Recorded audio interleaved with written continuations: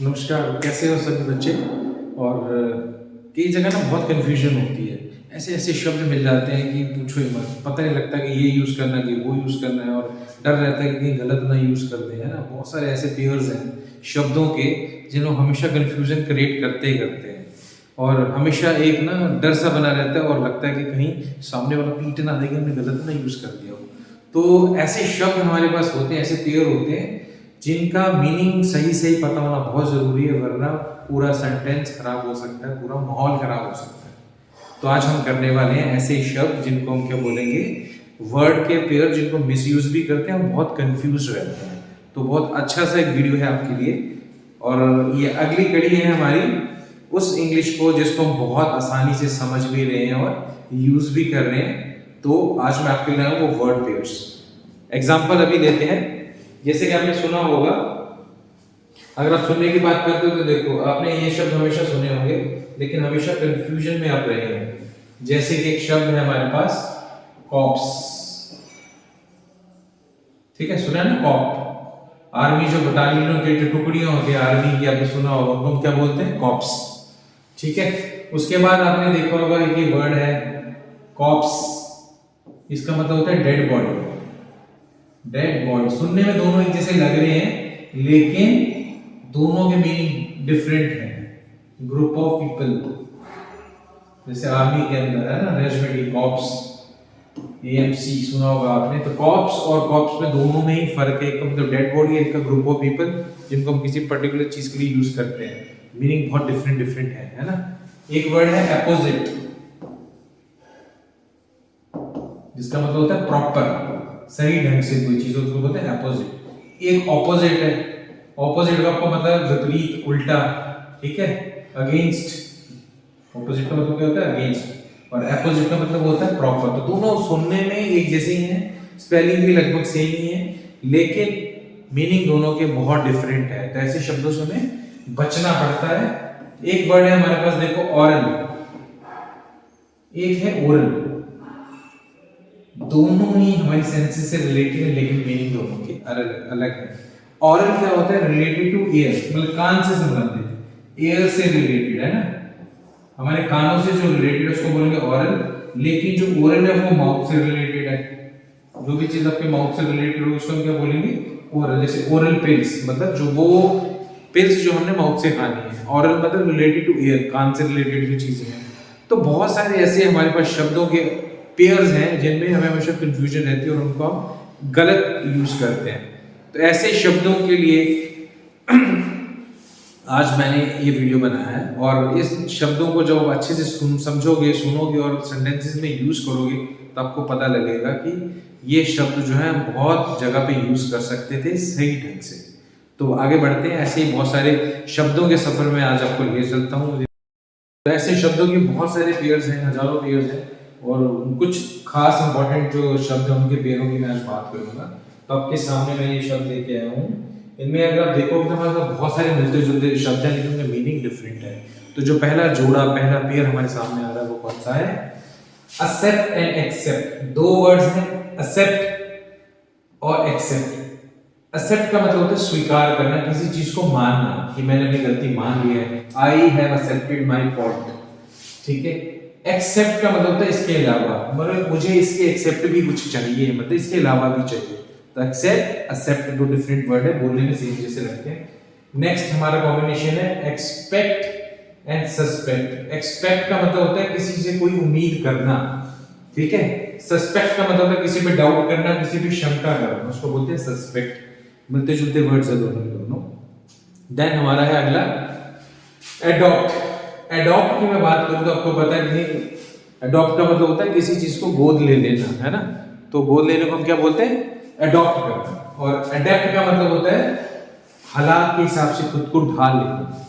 Adaptation, adapt से बना है अडेप्टेशन, मतलब ढाल लेना, परिस्थितियों के अनुकूल खुद को ढालने को अडेप्ट बोलते हैं।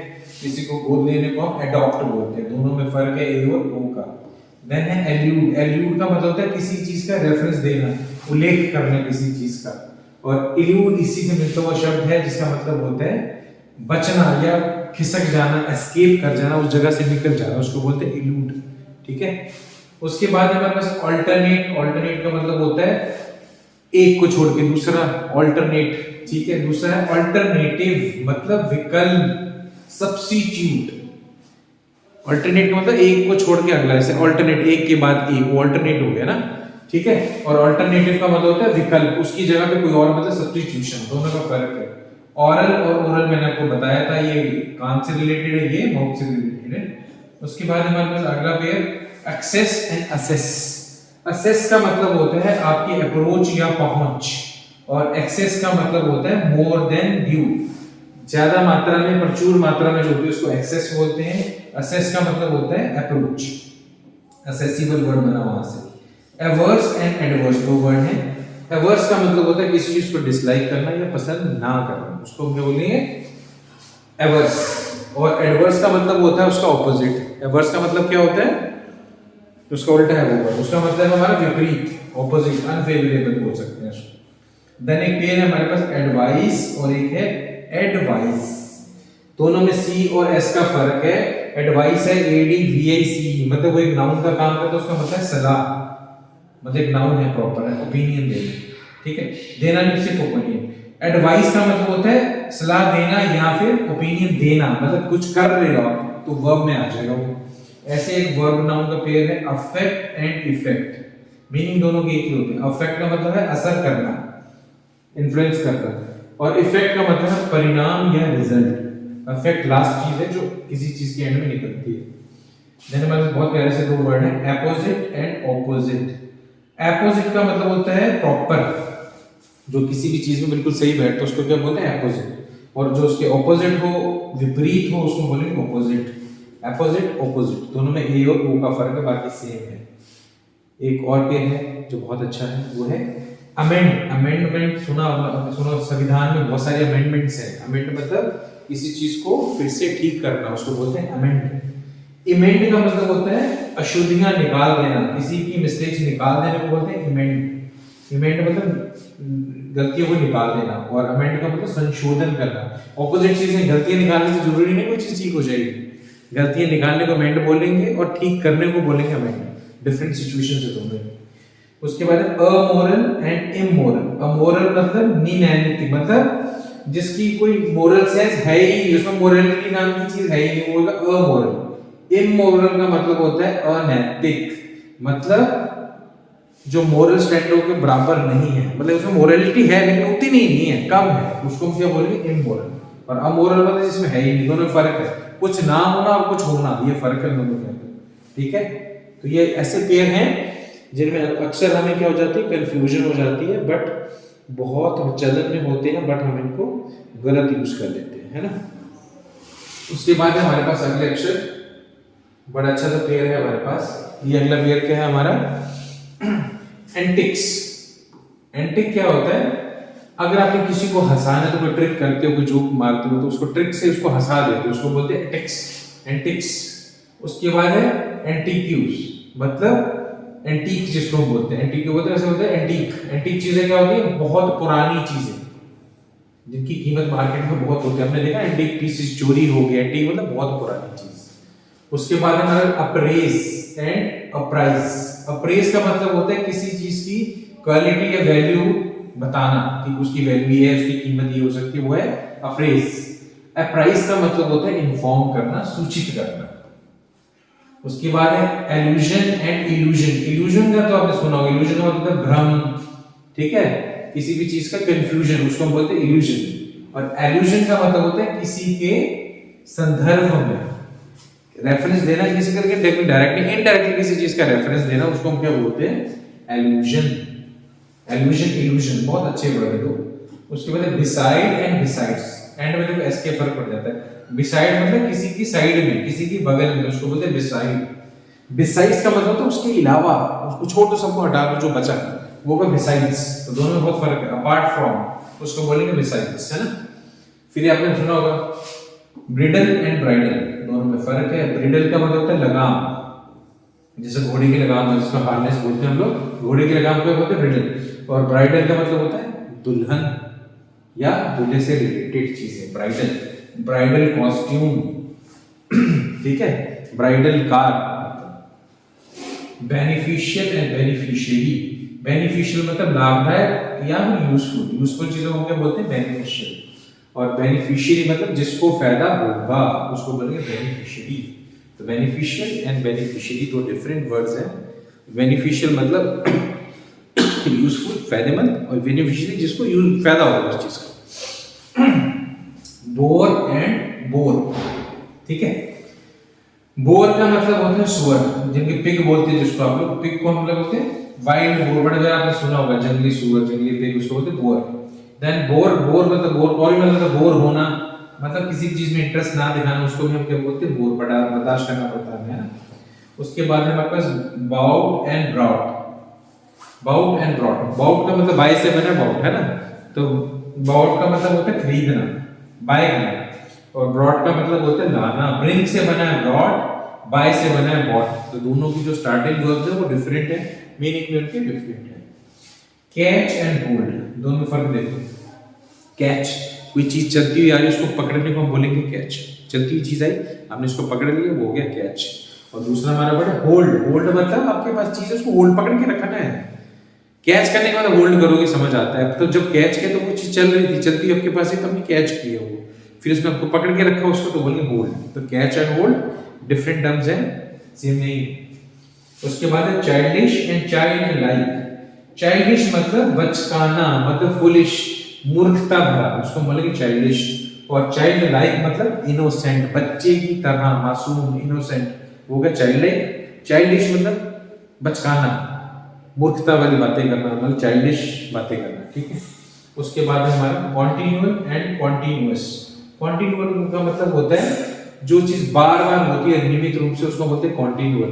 और कॉन्टिन्यूअस का मतलब लगातार, विदाउट ब्रेक, जो चीज लगातार हो रही है, इससे पहले वाले। कॉन्टिन्यूअल का मतलब कोई चीज हो रही है, लेकिन हो सकता है कुछ ब्रेक भी हो, लेकिन हो रही है वो, तो उसको कॉन्टिन्यूअल बोलेंगे।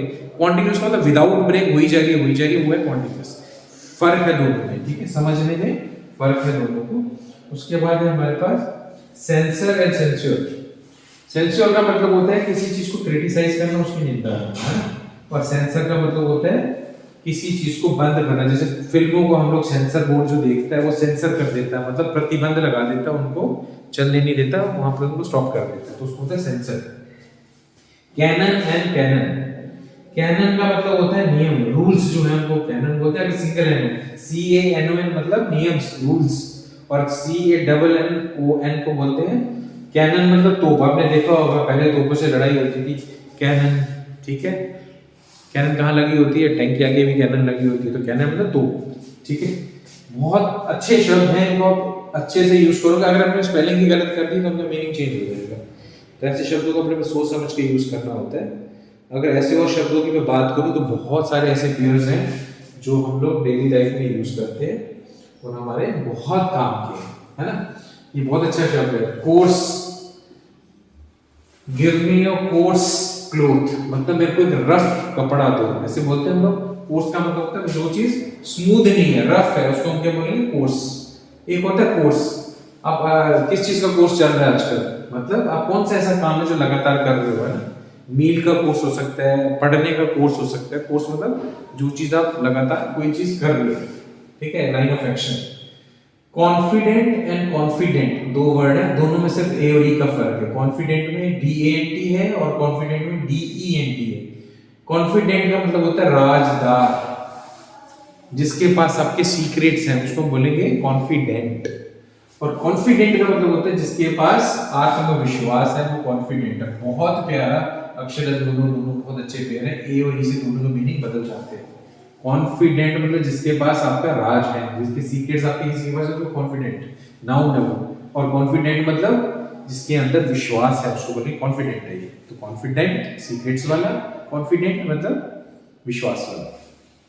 देन है हमारे पास कॉन्टेजियस एंड कॉन्टिगुअस, दो सिंपल वर्ड्स हैं।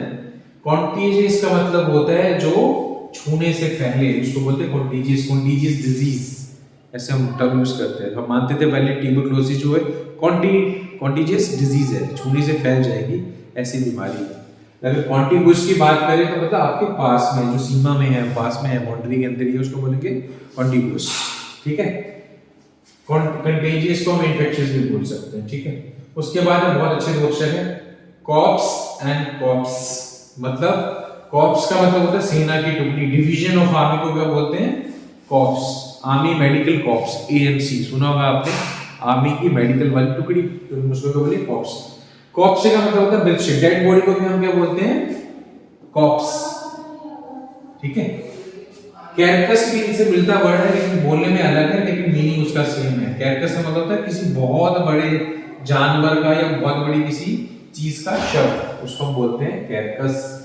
कॉर्प्स और कैरकस में यही फर्क है, वो कॉमन टर्म है, जो बड़े एनिमल की जो डेड बॉडी को उसको बोलेंगे कैरकस। उसके बाद है हमारा कॉन्शियस, मतलब इसके बारे में जानकारी रखना, तो कॉन्शियस, कॉन्शियसनेस इसको क्या बोलेंगे, जिसकी ड्यूटी है समझने की, सेंसफुल जो ड्यूटी होती है उसको बोलते हैं कॉन्शियस, मतलब जमीर वाला, जिसके अंदर कॉन्शियसनेस है, ठीक है। उसके बाद है कंप्लेन एंड कंप्लेंट। कंप्लेन मतलब शिकायत करना, कंप्लेंट का मतलब शिकायत करना, मतलब वर्ब है और एक है नाउन। अगर टी नहीं लगाओगे तो वो वर्ब है, टी लगाओगे तो वो नाउन बन जाएगा, ठीक है। आगे चलते हैं, कॉम्प्लीमेंट एंड कॉम्प्लीमेंट। ई और आई का फर्क है दोनों के अंदर, तो अगर ई लगा के लिखोगे PAVMENT तो कॉम्प्लीमेंट उसका मतलब हो गया उसका पूरक, किसी चीज को कंप्लीट करने वाला, a thing that completes, ठीक है। कॉम्प्लीमेंट का मतलब आपको पता है तारीफ, उसने मेरे को ये कॉम्प्लीमेंट दिया, रिमार्क दिया, मेरी तारीफ की, हो जाएगा कॉम्प्लीमेंट। एक पेयर है हमारे पास कस्टम एंड हैबिट। कस्टम क्या होता है, सोशल या सामाजिक जो नियम है, समाज से जो रिलेटेड नियम है उनको हम क्या बोलते हैं, कस्टम्स, ठीक है। और हैबिट का मतलब होता है आदत।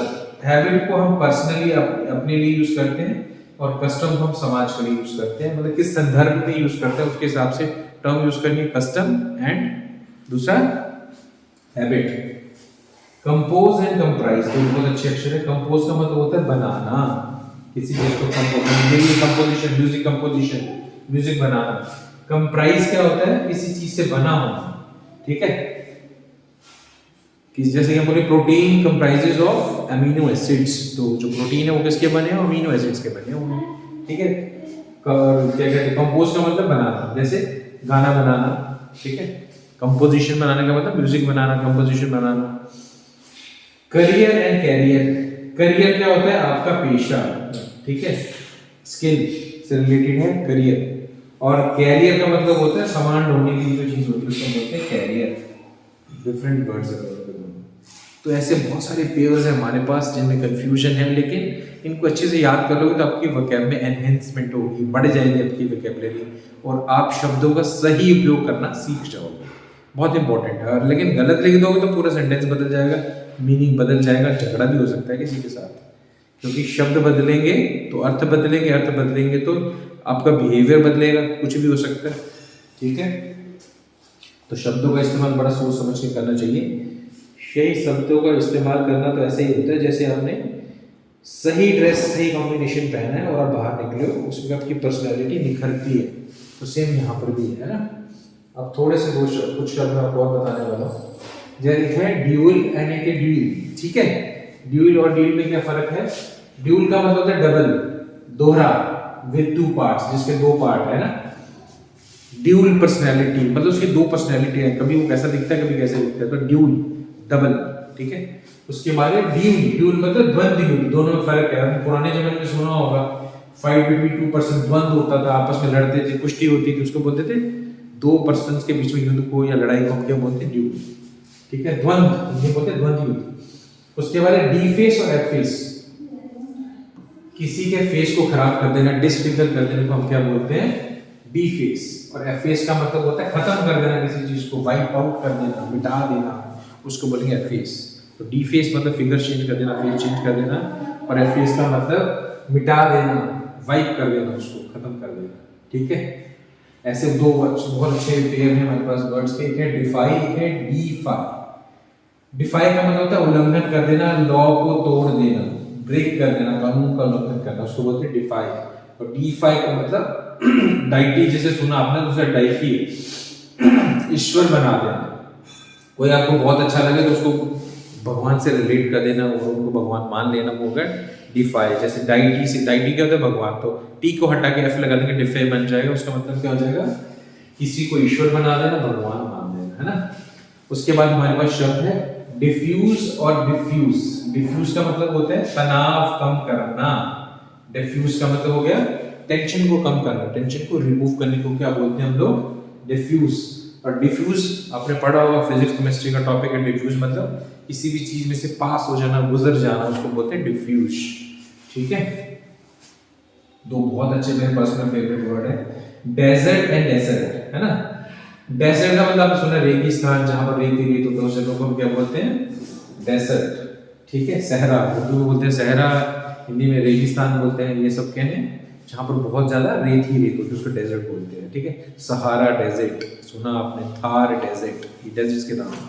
उसके बाद है डेजर्ट। आज रात को भोजन के बाद मीठा क्या बनाया है? ठीक है, आप बताते हो ना, गाजर का हलवा है, हलवा बनाया है, कुछ ना कुछ रात को जो मीठी चीज आप खाने के बाद खाते हो उसको डेजर्ट बोलते हैं। हाँ, डेजर्ट में क्या है? मतलब आपकी डेली मील का एक पार्ट है डेजर्ट। उसमें डबल एस और उसमें सिंगल एस, ये फर्क है, इन दोनों में फर्क अच्छे से अपने याद रखना है। उसके बाद है हमारा बहुत अच्छा से दो पेयर है, एक है डिसइंटरेस्टेड और एक है अनइंटरेस्टेड। बहुत प्यारे से दो शब्द है ना। डिसइंटरेस्टेड मतलब जिस इम्पार्शियल, निष्पक्ष, आपने इसकी साइड भी नहीं ली, इसकी साइड भी नहीं ली, मतलब आपने किसी भी साइड अपना इंटरेस्ट नहीं शो किया, तो बोलेंगे आप डिसइंटरेस्टेड हो, आप सही हो, आपने किसी का भी पक्ष नहीं लिया। अनइंटरेस्टेड का मतलब होता है किसी चीज में दिलचस्पी ना होना। दिलचस्पी ना होना अलग बात है, दोनों साइड दिलचस्पी ना लेना अलग बात है।